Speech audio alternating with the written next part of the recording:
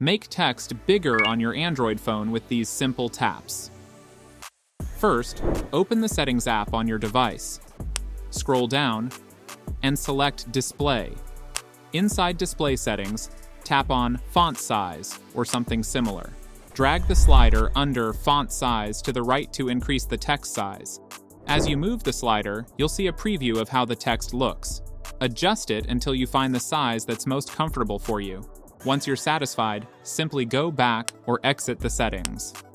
All your system text, menus, and supported apps will now appear larger and easier to read. If your keyboard keys also feel small, you can increase their size too. For this, open your keyboard. Tap the gear icon. Scroll down and go to Size and Transparency. Adjust the size of the keyboard. After that, tap Done. And the next time you use the keyboard, it'll be bigger. And that's it. Follow and subscribe for more tech tips and tricks.